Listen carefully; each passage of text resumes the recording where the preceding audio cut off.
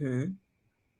Yeah. That is awesome. So so now let's talk about the operation in terms of where you export to. Let's talk about who's enjoying Vava coffee around the world. Wow, this is why I like maps. I'm also like an avid map geek. To be honest with you, there's like dots everywhere. Like Joe Coffee New York launched my coffee yesterday. They put out Nice. a single estate coffee from a farm from my home area that is out now. So you can check out the Joe Coffee website. There's a beautiful coffee out. And Canada, Montreal. I've got amazing clients in Canada, very supportive, and Vancouver, Okay. BC, British Columbia. That's another pin you can put there. Europe is our biggest market. UK. I'm so confused with this Brexit situation, but I'm just like, okay, the UK, United Kingdom, Mhm. and then the rest of Europe. But I'm like, some of our biggest clients are in the UK, and then we've got a lot of smaller roasters in the rest of Europe. You name a country, we've got Greece. Nice. We shipped our first big consignment to one of the biggest coffee shops in on the island of Greece this year. Wonderful. Where else? So, which part? Australia. We're in Australia with five senses. Yes, Nice. the Australian market is a tough one though. So I'm trying to grow that market hopefully this year by a bit more. But five senses in Melbourne is a client. Where else? Germany. We're in Germany. We're in South America? Spain. We're in Italy. Okay.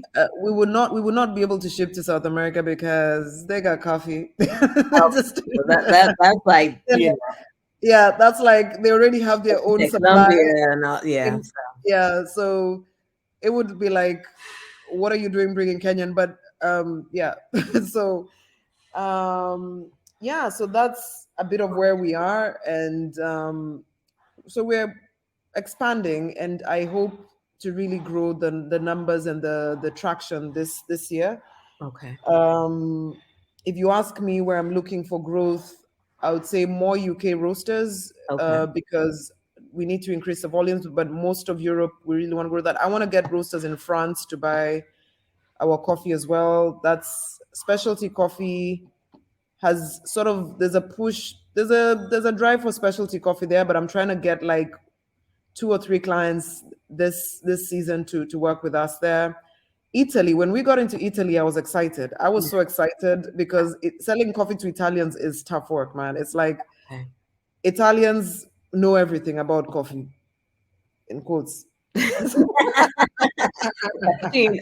I got Yes. it. So let's talk about your journey to Lamu and starting that wonderful, beautiful project there. Well, Lamu, Lamu, Lamu. Lamu, in Swahili, we say Lamu Tamu, which Okay. means Tamu is delicious. Okay. So Lamu is delicious.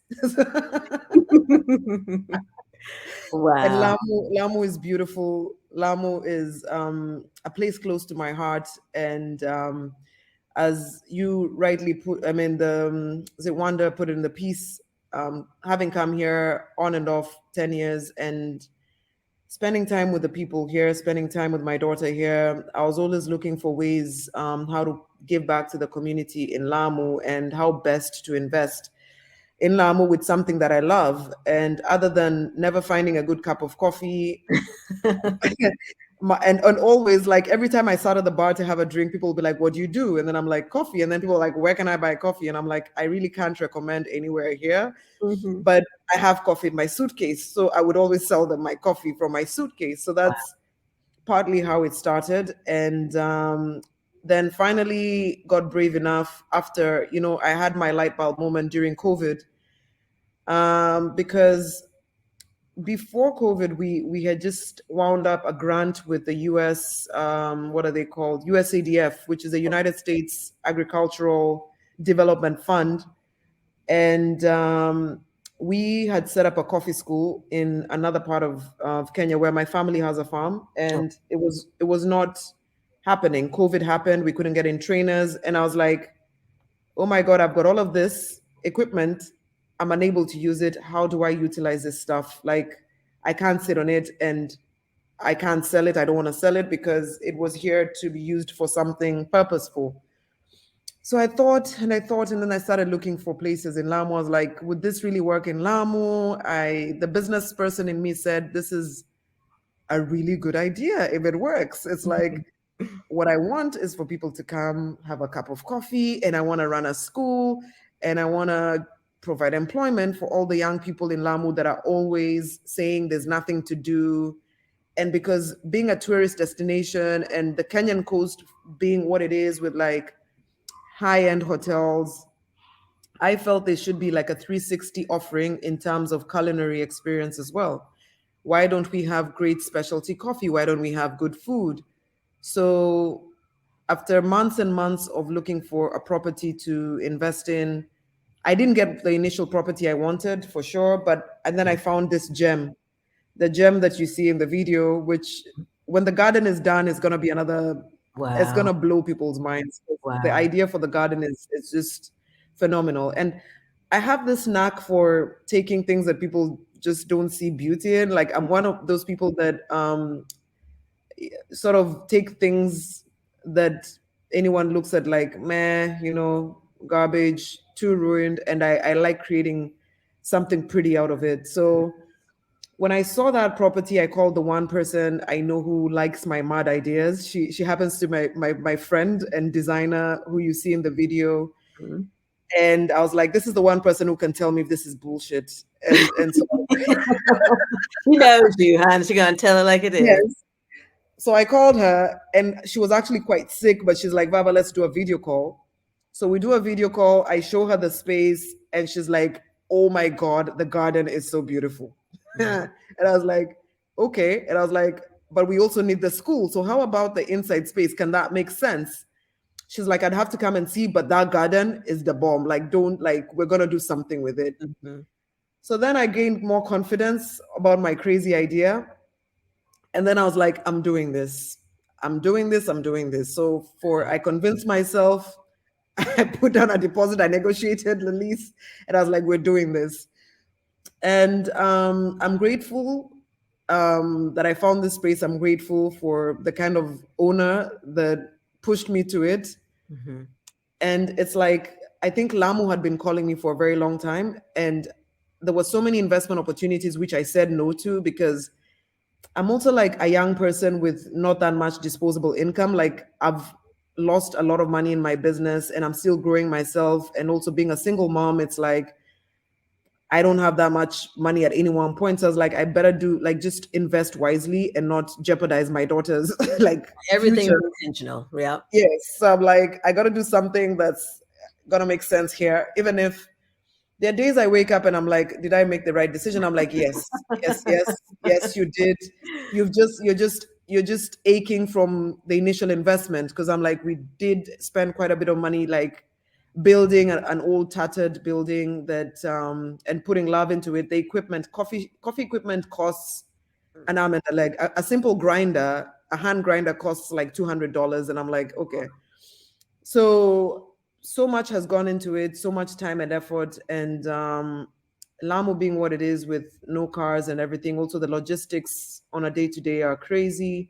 Mhm. But the love that we have for this project, the love of the people, the love of this island, has really pushed me on a day to day basis. And I tell you, finally, I'm so happy about the team that I put together. It's Mhm. like finally, like I'm so happy. Yeah. Yeah.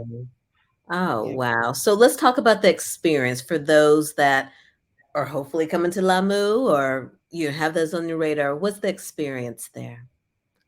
It's The experience is like no other. Like there's no place you would go in Kenya or at the Mhm. Kenyan coast and get what you get in Lamu. You get culture, you get um good Swahili vibes. I don't know how best to say that, but it's like if you're looking to get a good coastal Kenyan experience with no pretentiousness, Mhm. and the people here are some of the most amazing human beings that I've met. And like I say in that video, they greet you with smiles.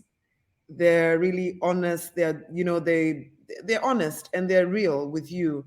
And the beach, Mm, you've got like the pristine uh the beach. Of course, no place is without its problems, but I'm like, right. there's a remoteness and there's a peacefulness that you get on this island that you don't get in most places. And I've traveled around the world, and I'm like, this is still by far the place that I can come, and I feel like I've taken off baggage, that I'm at peace.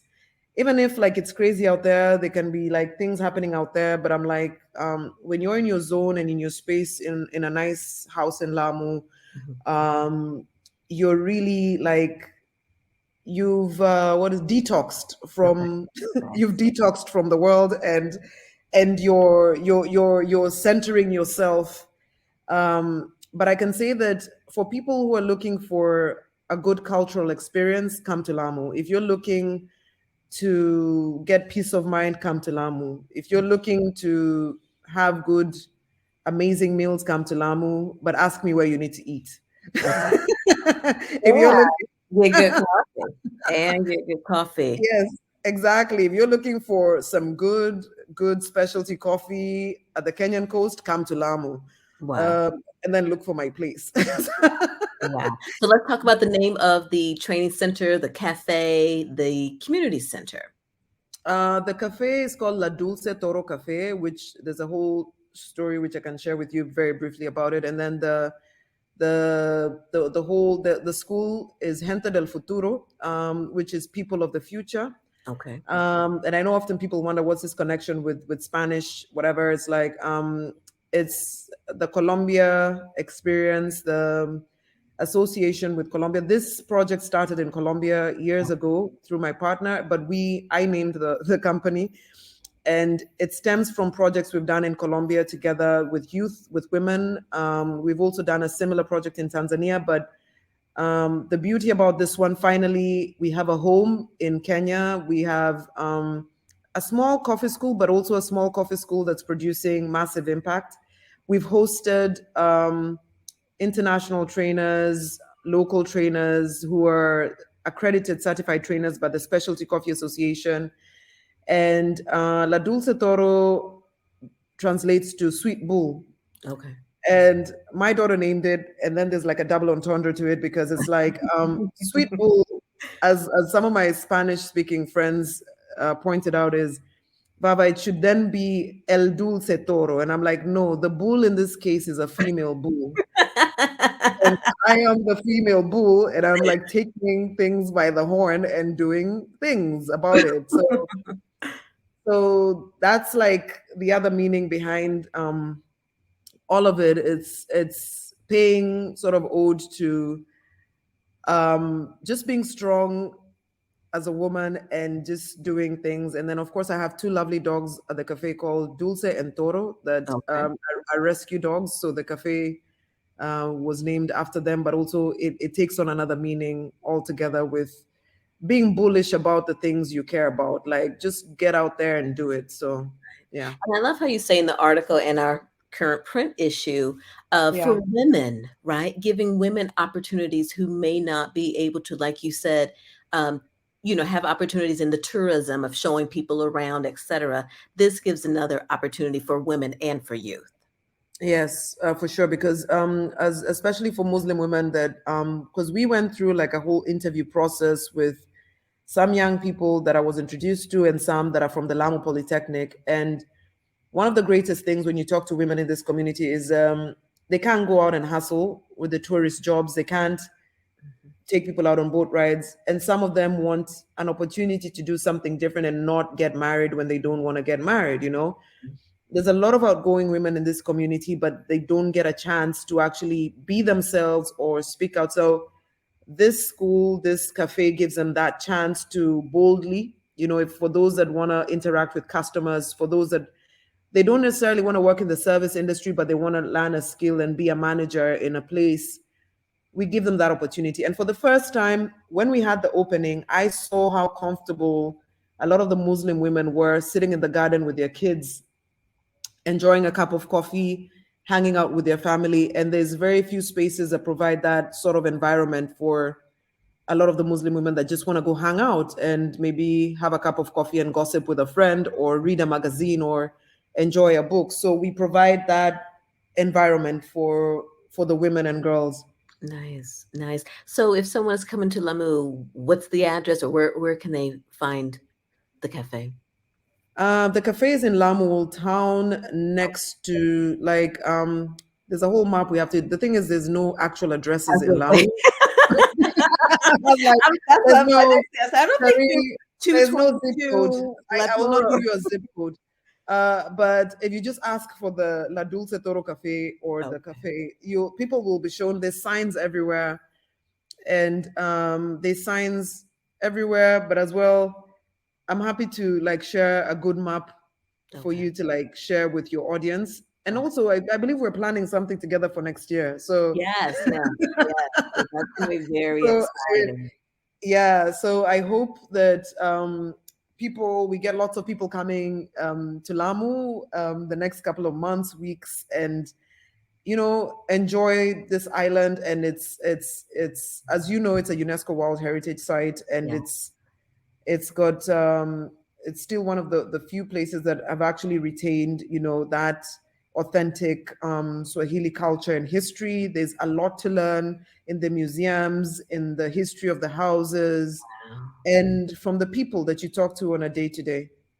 Beautiful. So I know you just, launched this project. How can people contribute? Because I know there's scholarships, so it's really a bigger picture of growing and really, Yeah. like you said, giving to the future. So how can people support outside of Um, buying coffee and coming, obviously? Yeah. So outside of that, there's a couple of ways that people can support the project. There's a donation link on my book website, Coffee Milk Blood, which is a book that I put out 2 years ago. So on that website, there's a donation link, and just to give folks an idea of how much these courses do cost.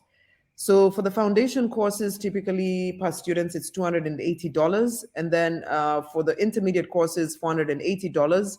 Mhm. And then professional, about 1,000 plus. But we're looking to first build on foundation and intermediate, and then give our students enough time to get practical experience, and then take the professional. So for us, what is of urgency is foundation and intermediate courses. Okay. But also, folks who are in the coffee industry, should they wish to contribute in kind, we do take old used equipment, be it roasters, be it grinders, because we import all of this stuff from filter papers to grinders. All of this stuff we ship in. So if folks ever want to put together a little care package or box and ship it to us, we're happy to pay for shipping and receive those items. We also take people's contributions in kind with training. Like if you're someone who has a skill that you feel you want to share, it could be retail experience, it could be like what Tammy did for us was to teach design thinking and processes, creating processes for businesses. Mhm. Um, so she did like a sorry, a 3-day training with my team, which was phenomenal. Like it opened up the team, it made them take ownership of how to set up processes by themselves and to own the brand and to appreciate everything that the brand stands for.